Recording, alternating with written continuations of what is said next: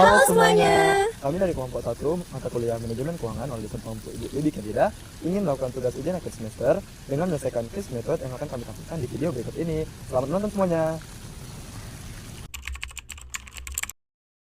Menanggapi pertanyaannya tadi, berdasarkan situasi yang ada, kelompok kami memutuskan untuk melakukan retensi laba ataupun menahan laba untuk membiayai ekspansi. Dengan rencana ekspansi dalam 2 tahun ke depan, menahan laba ataupun retensi laba atau payout ratio lebih kecil dari 20% ini bisa mengurangi ketergantungan kita terhadap utang yang baru. Untuk dampaknya tersendiri, pembagian dividen yang lebih besar ini bisa menarik investor dalam jangka pendek tetapi mengurangi kemampuan investasi. Sedangkan retensi laba itu tersendiri menunjukkan komitmen pertumbuhan jangka panjang dan bisa meningkatkan nilai perusahaan itu secara berkelanjutan. Penurunan dividen ini bisa menunjukkan nilai negatif sehingga diperlukan komunikasi yang transparan mengenai alasan mengapa dilakukan retensi laba untuk proyek ekspansi ini.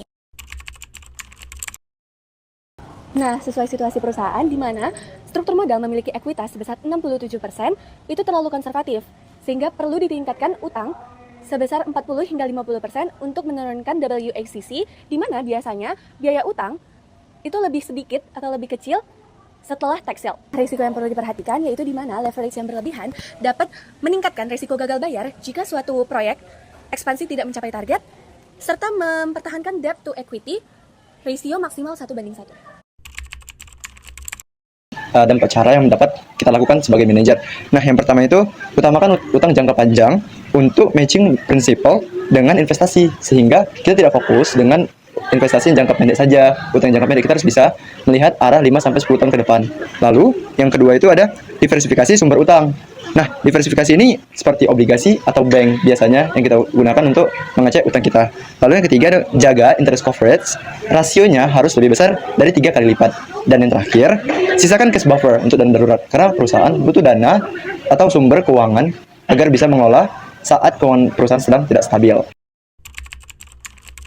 Tahu ada 2 pilar yang utama. Nah, yang pertama yaitu indikator kebijakan dividen. Indikator kebijakan dividen ini terdiri dari 3 indikator utama. Yang pertama ada dividen yield, yang kedua dividen payout ratio, dan yang ketiga ada indikator industri. Nah, setelah itu kita juga tahu salah satu pilar penting itu yaitu struktur modal. Dari struktur modal ini ada 4 indikator utamanya. Yang pertama ada debt to equity ratio, yang kedua ada weighted average cost of capital, yang ketiga ada return on invested capital, dan yang terakhir ada cost of debt. Selanjutnya dari kedua itu, tentu saja semua indikator dividen dan struktur modal itu harus bermuara dan juga pada kinerja perusahaan secara keseluruhan. Ada beberapa indikator kinerja yang secara krusial. Yang pertama, ada free cash flow. Yang kedua, ada proyeksi ROI ekspansi. Yang ketiga, ataupun yang terakhir, yaitu ada reaksi harga saham pasca pengumuman kebijakan. Menurut saya, sebagai tim keuangan, kami merekomendasikan dividen payout ratio sekitar 15% atau 750 juta dan alokasi 4,25 miliar untuk cadangan ekspansi. Dengan menaikkan utang menjadi 45%, kita bisa menekankan WACC dari 12% menjadi 10%. Ini akan meningkatkan MPV proyek ekspansi sebesar 1,2 triliun dalam 5 tahun. Untuk resikonya tersendiri, kami sudah mempersiapkan skenario stress test dengan sensitivity analysis. Menurut saya, kunci utamanya itu adalah komunikasi yang transparan dan strategis. Nah, kami selalu mengusulkan pendekatan growth dividend, di mana dividen ini kecil, tetapi memiliki pemaparan yang detail dalam rencana ekspansi yang disertai dengan pemaparan secara roadshow.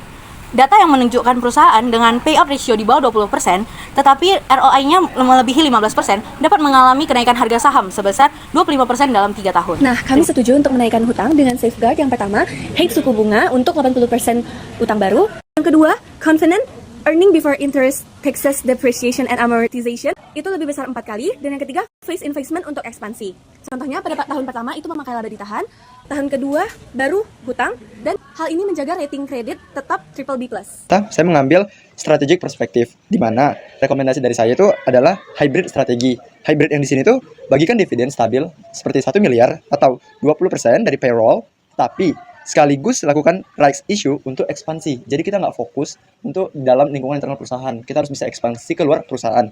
Lalu beri sinyal ke pasar bahwa kita itu butuh dana segar, bukan kekurangan uang. Nah, jadi kita tuh nggak kesulitan mencari uang, tapi kita buka dana itu untuk peluang yang lebih maju di masa yang akan datang. Nah, untuk menjaga kestabilan ini, kita harus menjaga leverage ratio. Itu harus di angka 0,6 kali lipat. Demikian video tugas kami. Terima kasih telah menonton sampai akhir. Semoga bermanfaat bagi teman-teman semua. Kami izin pamit undur diri. Bye bye. See you. Tawarannya tempat yang ditentang ketujuan, satu gerbang kejar di pulau barat.